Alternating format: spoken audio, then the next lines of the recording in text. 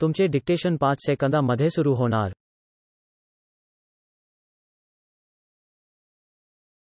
Ready start.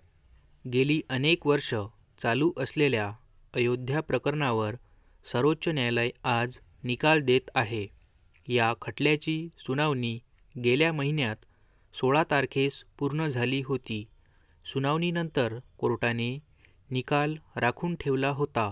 सुमारे 40 दिवस सलग सुनावणी झालेला हा खटला सुप्रीम कोर्टाच्या इतिहासातील दुसरा सर्वात लांब खटला आहे. यापूर्वी ऐतिहासिक केशवानंद भारती प्रकरणाची सुनावणी सुप्रीम कोर्टात सलग 68 दिवस चालली होती. या प्रकरणाची सुनावणी सरन्यायाधीश गोगोई यांचं घटनापीठ करीत आहे, ज्यात न्यायमूर्ती शरद अरविंद बोबडे, न्यायमूर्ती अशोक भूषण, न्यायमूर्ती DY चंद्रचूड आणि न्यायमूर्ती S अब्दुल नझीर यांचा समावेश आहे. 6 ऑगस्टपासून या प्रकरणाची दररोज म्हणजे आठवड्यातले 5ही दिवस सुनावणी झाली. यापूर्वी निवृत्त न्यायाधीश FMI कफीउल्ला यांच्या अध्यक्षतेखाली 3 मध्यस्थांची एक समिती स्थापन करण्यात आली होती, ज्यात माजी न्यायमूर्ती खलिफुल्ला, सुप्रीम कोर्टातील ज्येष्ठ वकील श्रीराम पंचू आणि आर्ट ऑफ लिव्हिंगचे प्रणेते श्री रविशंकर यांचा समावेश होता. मात्र त्यात यश आलं नाही. 30 सप्टेंबर 2010 रोजी अलाहाबाद हायकोर्टाने या प्रकरणात एक निर्णय दिला होता. या प्रकरणातले 3 पक्षकार निर्मोही आखाडा, सुन्नी वक्फ बोर्ड आणि रामपाल यांनी या निर्णयाला विरोध करत त्याला सुप्रीम कोर्टात आव्हान दिलं होतं. त्यात आव्हान देणाऱ्या विविध याचिकावरील एकत्र सुनावणी सध्या सुप्रीम कोर्टात सुरू होती. निर्मोही आखाड्याने कोर्टाला सांगितलं की राम मंदिराची मागणी करणाऱ्यांचा दावा आहे की भगवान रामाने बांधलेल्या किल्ल्यावर बाबरचा सेनापती मीर बाकीने बाबरी मशीद 1528 ला बांधली. मशिदीच्या ठिकाणी पूर्वी मंदिर होतं असा दावा करताना ते पुरातत्व विभागाच्या संशोधनाचे दाखले देतात. रामजन्मभूमीवर निर्मोही आखाड्याचा मालकीचा दावा सिद्ध करण्यासाठी निर्मोही आखाड्याने वकील सुशील कुमार जैन यांनी सुप्रीम कोर्टात तीच कागदपत्र सादर केली, जी यापूर्वी कनिष्ठ न्यायालयात सादर केली होती. रामजन्मभूमी आणि घुमटाचा भाग शतकानुशतक आमच्या ताब्यात होता असा दावा करीत आतील भागातला घुमटाचा भागसुद्धा निर्मोही आखाड्याच्या मालकीचा असल्याचं जैन यांनी 5 न्यायाधीशांच्या घटनापीठाला सांगितलं. अनेक मंदिरांची देखभाल निर्मोही आखाडा करतो असं जैन यांनी सुप्रीम कोर्टाला दिलेल्या निवेदनात सांगितलं. तसंच निर्मोही आखाड्याची कामाबद्दल विस्तृतपणे सांगताना ते म्हणाले, झाशीच्या राणीच्या अंतिम क्षणात तिचं निर्मोही आखाड्याने एका मंदिरात रक्षण केलं होतं. आमची याचिका फक्त आतील भागातील सीता रसोई आणि भंडारगृहापर्यंतच मर्यादित आहे, असं जैन यांनी घटनापीठासमोर सांगितलं. जन्मस्थान म्हणून ओळखलं जाणारं ठिकाण निर्मोही आखाड्याच्या ताब्यात होतं. 1932 पासून मुस्लिमांना मंदिराच्या गेटच्या पलीकडेही जाऊ दिलं जायचं नाही. फक्त हिंदूंना तिथं प्रार्थना करण्याची परवानगी होती. त्यामुळे आखाड्याला मंदिराच्या ताबा आणि व्यवस्थापनापासून चुकीच्या पद्धतीने वंचित ठेवण्यात आलं आहे, असंही जैन यांनी कोर्टात सांगितलं.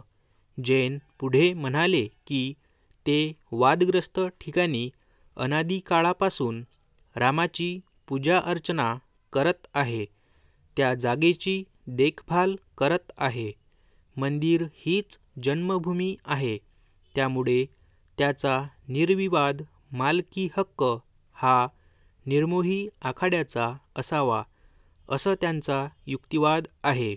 आम्ही 1934 मध्ये वादग्रस्त जागेबाबत दावा दाखल केला होता, तर सुन्नी वक्फ बोर्डाने 1961 मध्ये वादग्रस्त जागेवर दावा दाखल केला होता.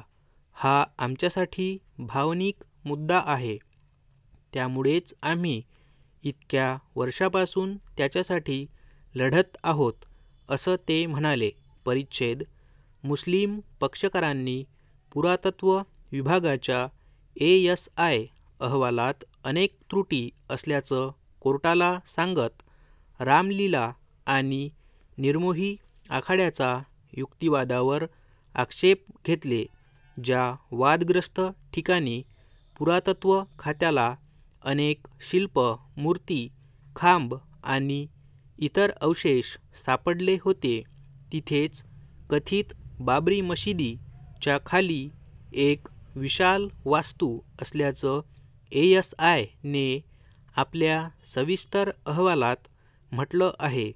जर मुस्लिम पक्षकारांना पुरातत्व विभागाच्या अहवालात त्रुटी आढळल्या होत्या, तर त्यांनी त्यावरील आक्षेप अलाहाबाद हायकोर्टात का नोंदविले नाहीत, असा प्रश्न सुप्रीम कोर्टाने मुस्लिम पक्षाकडून युक्तिवाद करणारे वकील डॉक्टर राजीव धवन आणि मीनाक्षी अरोरा यांना केला.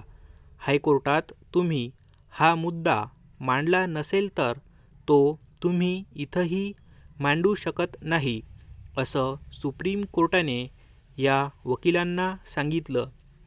यावर धवन म्हणाले की त्यांनी हा मुद्दा अलाहाबाद हायकोर्टात मांडला होता, तेव्हा या मुद्द्यावर सुनावणीच्या शेवटी चर्चा करू, असं कोर्टाने सांगितलं होतं. मात्र असं कधीच झालं नाही, असं धवन म्हणाले.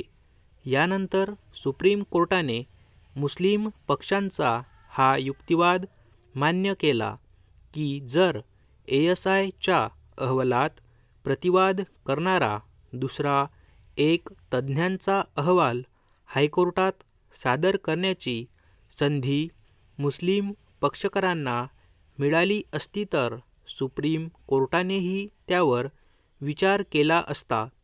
15 ऑक्टोबर रोजी या खटल्याच्या सुनावणीचा 39वा दिवस होता.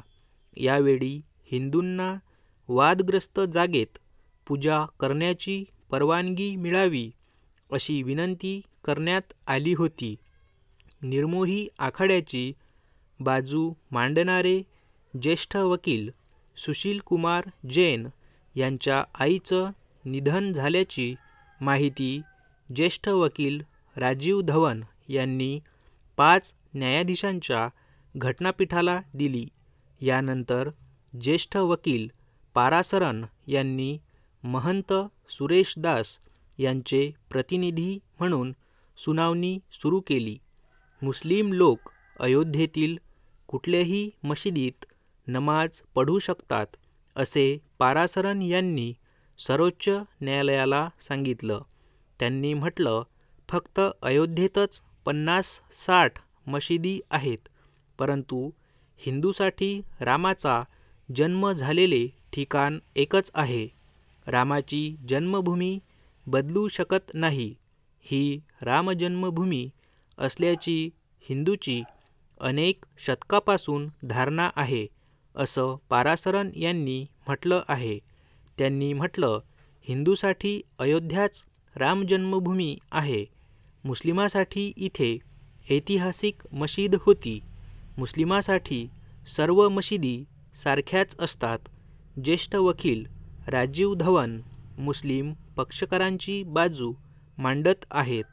पारासरन यांच्या युक्तिवादावर प्रश्न उपस्थित करताना त्यांनी म्हटलं, अयोध्येत नेमकी किती देवळं आहेत ते पारासरन सांगतील का?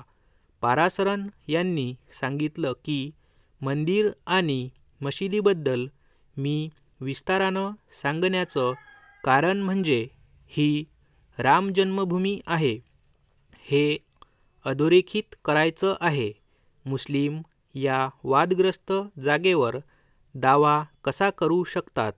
एका ठिकाणी मशीद उभी राहिल्यानंतर तिथे कायम मशीदच राहिली पाहिजे. या धवन यांच्या युक्तिवादाचा तुम्ही स्वीकार करत आहात का? असा प्रश्न सरन्यायाधीशांनी केला. यावर पारासरन यांनी म्हटलं की कदापि नाही. ज्या ठिकाणी एखादं मंदिर उभं राहिलेलं असेल तिथे कायम मंदिरच असलं पाहिजे. मी काही तज्ज्ञ नाही. मला त्यांच्या विधानावर काही मत व्यक्त करायचं नाही. हिंदूंची बाजू न्यायालयासमोर मांडणारे CS विद्यनाथन यांनी म्हटलं, या जागेवर मुस्लिमांचा ताबा होता याचा काहीही पुरावा उपलब्ध नाही. स्टॉप.